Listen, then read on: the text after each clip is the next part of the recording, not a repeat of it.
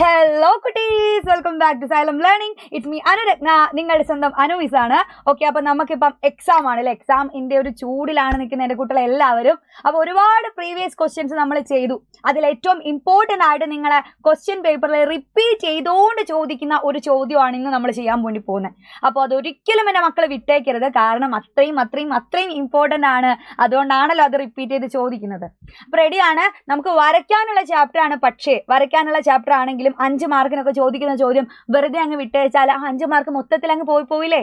അങ്ങനെ ചെയ്യാൻ വേണ്ടി പാടില്ല. അത്രയും സിമ്പിൾ ആയിട്ടുള്ള കാര്യമാണ്, കൺസെപ്റ്റ് ആണ്. എൻ്റെ കുട്ടികളെ ഒന്ന് നോക്കി കളഞ്ഞാൽ മതി. എവിടെയെങ്കിലും ആർക്കെങ്കിലും സംശയം ഉണ്ടെങ്കിൽ അത് ഇന്നത്തോടെ നമ്മൾ എന്ത് ചെയ്യും, ക്ലിയർ ചെയ്യും. ഓക്കെ, അപ്പൊ എൻ്റെ കുട്ടികൾക്ക് എല്ലാവർക്കും ഒരു ഓൾ ദി ബെസ്റ്റ് ഒക്കെ പറഞ്ഞു തുടങ്ങിയിട്ട് നമുക്ക് എന്ത് ചെയ്യാം, ആ ഒരു ക്വസ്റ്റ്യനിലേക്ക് ഒന്ന് പോയി നോക്കാം. ഈ ഒരു കണ്ടന്റ് എൻ്റെ കുട്ടികൾ എന്താക്കിയാൽ മതി, മൈൻഡിലേക്ക് കൊടുത്താൽ മതി. അത്രയും സിമ്പിൾ ആയിട്ടുള്ള കാര്യമാണ്. എന്താടാ, നമുക്കൊരു ട്രയാങ്കിൾ വരയ്ക്കണമെങ്കിൽ അതിന്റെ 3 സൈഡുകൾക്കും ഒരു പ്രത്യേകത ഉണ്ട് അല്ലെ. എന്താ 3 സൈഡുകൾക്കുള്ള പ്രത്യേകത? ഏറ്റവും ചെറിയ 2 സൈഡ്സുകൾ ആഡ് ചെയ്താൽ, കൂട്ടിക്കഴിഞ്ഞാൽ അത് 3ാമത്തെ സൈഡിനേക്കാൾ എന്തായിരിക്കണം, വലുതായിരിക്കണം. അതാ ആ ഒരു കൺസെപ്റ്റ് എപ്പോഴും നിങ്ങൾക്ക് എക്സാമിന് ചോദിച്ചുകൊണ്ടിരിക്കുന്നുണ്ട്. എന്താ പറഞ്ഞത്? Sum of 2 smaller sides. 2 smaller സൈഡ്സിന്റെ സം എന്ന് പറഞ്ഞാൽ അത് 3ാമത്തെ തേർഡ് സൈഡിനേക്കാൾ എന്തായിരിക്കണം, വലുതായിരിക്കണം. അപ്പൊ ആ ഒരു രീതിയിലാണ് ഫസ്റ്റ് ചോദ്യം കിടക്കുന്നത്. എൻ്റെ കുട്ടികൾ എന്ത് ചെയ്യുക, ഇത് മലയാളം മീഡിയം ഉണ്ട്, ഇംഗ്ലീഷ് മീഡിയം ഉണ്ട്, ഒന്ന് വേഗം വായിച്ചു നോക്കുക. നമ്മളോട് ചോദിച്ചത്, ചുവടെ നൽകിയിരിക്കുന്നവയിൽ ഒരു ത്രികോണത്തിന്റെ വശങ്ങളുടെ അളവുകൾ ആകാത്തത് ഏതാണ് എന്നാണ് ചോദിച്ചത്. അപ്പൊ നമ്മൾ എന്ത് ചെയ്യുക, ഒന്ന് ABCD എന്നുള്ള രീതിയിൽ ഒന്ന് നോക്കിയാൽ മതി, വേഗം കിട്ടും. നോക്കിക്കേ, ഇവിടെ ഏറ്റവും ചെറിയ 2 സൈഡ്സ് ആരൊക്കെയാടാ?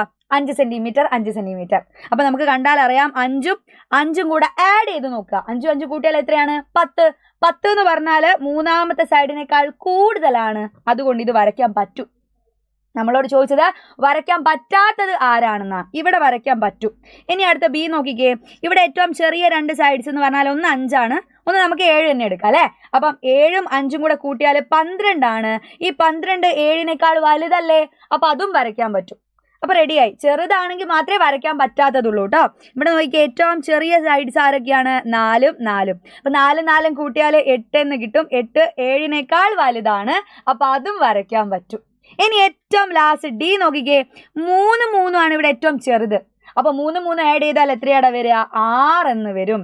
6 7നേക്കാൾ ചെറുതാണ്. അപ്പൊ നോക്കിക്കേ, ഈ ഒരു ട്രയാങ്കിൾ നമുക്ക് എന്താക്കാൻ പറ്റില്ല, വരയ്ക്കാൻ പറ്റില്ല. അപ്പൊ അത്രയും സിമ്പിൾ ആയിട്ടുള്ള കാര്യമായിരുന്നു. എൻ്റെ കുട്ടികൾ മനസ്സിലാക്കിയാൽ മതി. ഇവിടെ ആൻസർ ആയിട്ട് വരിക ഓപ്ഷൻ D ആണ്. റെഡി. ഇനി നോക്കുക, നമ്മളെ 2ാമത്തെ ചോദ്യം. ത്രികോണം XYZ XY is equal to 7 centimeter and YZ is equal to YZ is equal to 6 centimeter.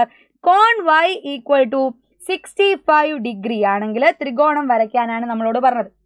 ഇതേപോലെ AB എന്നുള്ള ചോദ്യമായിട്ട് ഇവിടെ ഈ ഒരു ചോദ്യം ഉണ്ടായിരിക്കും. B ക്വസ്റ്റ്യൻ ഉറപ്പായിട്ടും ഈ ഒരു ചാപ്റ്ററിൽ നിന്ന് വരയ്ക്കാനായിരിക്കും. സിമ്പിൾ ആയിട്ടുള്ള കാര്യമാണ്. മിസ് വേഗം ഒന്ന് പറഞ്ഞു പോകാം. നമ്മളോട് ട്രയാങ്കിൾ വരയ്ക്കാൻ പറഞ്ഞു അല്ലേ. അപ്പൊ നമ്മൾ എന്ത് ചെയ്യാം, ഒന്ന് റഫായിട്ട് ഒരു ട്രയാങ്കിൾ അവിടെ വരച്ച് വെക്കുക. അതിൽ XYZ ആണ് പറഞ്ഞത്. XYയുടെ നീളം എത്രയാ പറഞ്ഞത് നമ്മളോട്? XY ഈക്വൽ ടു 7 സെന്റിമീറ്റർ ആണ്. 7 സെന്റിമീറ്റർ ഇവിടെ വേണം. YZ is equal to 6 centimetre. ഇത് 6 സെന്റിമീറ്റർ ആണ്. കോൺ Y എത്രയാണ് വരിക? ഇവിടെയാണ് 65 ഡിഗ്രി വരേണ്ടത്. ഈ ഒരു രീതിയിൽ നമുക്ക് എന്ത് വരയ്ക്കാം, ട്രയാങ്കിൾ വരയ്ക്കാം. സിമ്പിൾ ആണ്. ആദ്യം ഞാൻ വരയ്ക്കാൻ പോകുന്നത് XY എന്ന് പറയുന്ന ആ ഒരു സൈഡാണ്. അപ്പം മിസ് വരയ്ക്കുന്നത് ഒന്ന് വേഗം ശ്രദ്ധിച്ച് നോക്കണേ.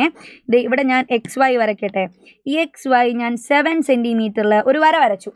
റെഡിയാണ്. ഇനി നമുക്ക് പൊട്രാക്ടർ എടുക്കാം, കാരണം അവിടെ 65 ഡിഗ്രി വരയ്ക്കണം. അപ്പോൾ പൊട്രാക്ടർ ഞാനൊന്ന് വലുതാക്കുന്നുണ്ട് എൻ്റെ കുട്ടിക്ക് കാണാൻ വേണ്ടിയിട്ട്. ഇനി ഞാൻ എന്താക്കുന്നുണ്ട്, ഇവിടെ 65ൽ ഒരു കുഞ്ഞ് ഡോട്ട് കൊടുത്തിട്ടുണ്ട്. 65ൽ ഒരു കുഞ്ഞ് ഡോട്ട് വെച്ചു. ഇനി ഞാൻ പൊട്രാക്ടർ മാറ്റി അതിനുശേഷം ഞാൻ നേരെ അതിൻ്റെ അകത്തേക്ക് എന്താക്കി, നീട്ടിയൊരു വര വരയ്ക്കുന്നുണ്ട്. ഈ നീട്ടി വരച്ചത് അവിടെ എനിക്ക് 6 സെന്റിമീറ്റർ അടയാളപ്പെടുത്തണം. അതിന് വേണ്ടിയിട്ടാണ്. അപ്പോൾ ആ ഒരു സൈഡിൽ നമ്മൾ എന്താക്കാൻ പോവുകയാണ്, സ്കെയിൽ യൂസ് ചെയ്തുകൊണ്ട് എനിക്ക് അവിടെ 6 സെന്റിമീറ്റർ അടയാളപ്പെടുത്തണം. വേണ്ടേടാ. അപ്പോൾ അതാ ഞാൻ 6 സെന്റിമീറ്റർ അടയാളപ്പെടുത്താൻ പോവാണ്. സ്കെയിൽ വെച്ചു. എൻ്റെ കുട്ടിക്ക് മനസ്സിലാവാൻ വേണ്ടി ഞാനൊന്ന് കളറ് മാറ്റുന്നുണ്ട് കേട്ടോ. അപ്പോൾ അതാ നേരെ എന്താക്കുന്നുണ്ട്, 6 സെന്റിമീറ്റർ വരെ ഒരു വര വരച്ചു. റെഡിയാണ്. ഇനി ഇതാ സ്കെയിൽ മാറ്റിയതിന് ശേഷം നേരെ നീട്ടി സ്കെയിൽ യൂസ് ചെയ്തുകൊണ്ട് തന്നെ എന്ത് ചെയ്യുക, നേരെ ഒരു വര വരയ്ക്കുക. നമ്മളെ ട്രയാങ്കിൾ ഇവിടെ റെഡി ആയിട്ടുണ്ട്. എന്താണ് ആ ട്രയാങ്കിളിൻ്റെ പേര്? XY ആൻഡ് സെഡ് ആണ്. ഈ ഒരു ആംഗിള് 65 ഡിഗ്രി ആണ്. ഇത് 6 സെന്റിമീറ്ററും ഇത് 7 സെന്റിമീറ്ററും ആണ്. ഇത്രയും സിമ്പിൾ ആയിട്ട് വരയ്ക്കാൻ പറ്റുന്ന പ്രോബ്ലം ആയിരുന്നു. അപ്പൊ അതേപോലെ തന്നെ ആയിരിക്കും ബാക്കി എല്ലാ ചോദ്യവും ഈ ഒരു ചാപ്റ്ററിൽ നിന്നുണ്ടായിരിക്കുക.